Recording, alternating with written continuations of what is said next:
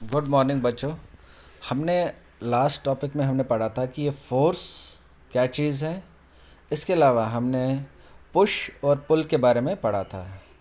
हमने पढ़ा था कि पुश किसे कहते हैं, पुल किसे कहते हैं और दोनों से मिलके फोर्स कैसे बनता है।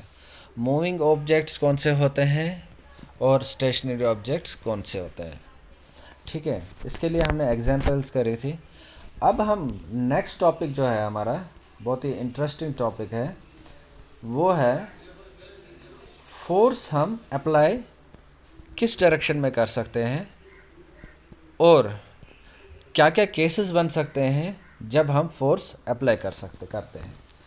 अब इस एग्जाम्पल 1 को देखो, आप गौर से देखो। इसमें क्या है, दो इंसान हैं, एक ब्लू वाला है एक रेड वाला है। ब्लू वाले को हम F2 से डिनोट कर रहे हैं और रेड वाले को हम F1 से करते हैं। और ये ब्लैक सा एक स्क्वायर सा बना हुआ है, ये कोई मान के चलो आप, ये हैवी ऑब्जेक्ट है, काफ़ी भारी कोई भी सामान है। ठीक है, अब यहाँ पे ये दोनों क्या कर रहे हैं, पिक्चर से जाहिर हो रहा है कि ये दोनों इस ऑब्जेक्ट को धक्का दे रहे हैं। कहाँ से दे रहे हैं, ये लेफ़्ट से राइट की ओर इसको धक्का दे रहे हैं। ठीक है, अब यहाँ पे क्या कर रहे हैं, रेड मैन जो है इसका एक अपना फोर्स होगा और ब्लू वाले का अपना फोर्स होगा। तो फोर्स के केस में ये चीज़ याद रखना है, अगर किसी चीज़ पे हम फोर्स अप्लाई कर रहे हैं, ठीक है, और सेम डायरेक्शन में कर रहे हैं, तो जितने भी लोग, जितने भी ऑब्जेक्ट्स उसको सेम डायरेक्शन में फोर्स दे रहे हैं, तो वो दोनों का फोर्स एडअप होगा, उन सब का फोर्स एडअप होगा। यानी कि यहाँ पे हैवी ऑब्जेक्ट पे फोर्स कितना लगेगा, F1 प्लस F2 दोनों का जमा करके ही इस पर फोर्स लगेगा। यानी कि हम ये भी कह सकते हैं कि जितने लोग हम इकट्ठा करें और किसी ऑब्जेक्ट को हिलाने में हिलाने में लगाएं, तो वो उसको एडअप करते हैं। एग्जाम्पल ले लेते हैं हम, सिंपल सी एग्जाम्पल है, किसी की गाड़ी ख़राब हो जाती है। ठीक है, पहले एक आदमी धक्का देने की कोशिश करता, नहीं हिल पाता, दो थोड़ी सी हिलती है, फिर तो 3-4 लोग जब इकट्ठे हो जाते हैं, धक्का दे देते हैं, तो वो गाड़ी इजीली मूव हो पाती है। क्यों हो पाती है, क्योंकि उन चारों लोगों का जितना भी फोर्स है, एक आदमी का, दूसरे का, तीसरे का, चौथे का, चारों का फोर्स एडअप हुआ और उस ऑब्जेक्ट को वो हिलाने में उसको कामयाब हुए। तो दैट मीन्स कि सेम डायरेक्शन में अगर फोर्स अप्लाई किया जाए तो वो फोर्स एडअप होता है। ठीक है, अब दूसरा केस क्या है, ये आप मान के चलो, इसमें कैरेक्टरिस्टिक्स है। सेकंड वन, अब मैंने क्या किया है, दोनों आदमियों को अपोजिट डायरेक्शन में लगा दिया है ऑब्जेक्ट को हिलाने में। ठीक है, F1 लेफ़्ट से राइट कर रहा है और F2 जो है राइट से लेफ़्ट की ओर धक्का दे रहा है।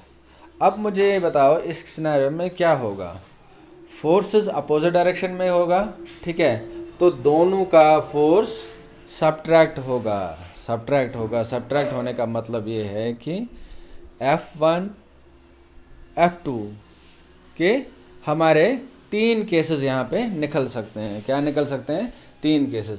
सबसे पहला केस, F1 का फोर्स जो ताकत है, जो ताकत F1 में है, फोर्स जो लगा रहा है वो, और F2 का जो फोर्स है, दोनों का अगर ये फोर्स बराबर हुआ, यानी कि F1 is equal to F2 होगा, तो ये ऑब्जेक्ट नहीं हिलेगा। क्या, ऑब्जेक्ट नहीं हिलेगा। क्यों, क्योंकि दोनों साइड से फोर्स बराबर लग रहा है। ठीक है, अब मान लो F1 का जो लाल आदमी है, इसका फोर्स ज़्यादा है किससे, F2 से, ब्लू वाले से। तो ऑब्जेक्ट किस साइड मूव करेगा, लेफ्ट से राइट की ओर मूव करेगा। क्यों, क्योंकि F1 फोर्स ज़्यादा लगा रहा है। अब अगर तो F2 का फोर्स ज़्यादा है F1 से, तो ये हैवी ऑब्जेक्ट F यानी कि लेफ्ट राइट साइड से लेफ्ट की ओर मुड़ेगा। कहाँ की ओर मुड़ेगा, राइट से लेफ्ट की ओर मुड़ेगा। ठीक है, तो ये 3 केसेस है हमारे पास यहाँ पे, फोर्स सेम हो, F1 ज़्यादा हो या F2 ज़्यादा हो।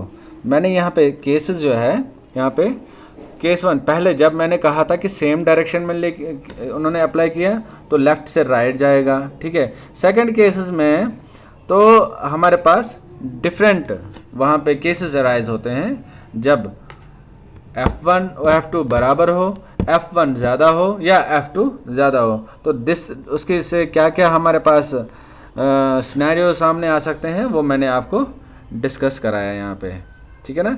ये 3 case, F1 is equal to F2, second part में F1 greater than F2, F2 greater than F1। तो आज मैंने आपको ये इसकी कैरेक्टरिस्टिक्स दिखा दी हैं। कल हम नेक्स्ट टॉपिक पे रहेंगे, तब तक के लिए थैंक यू।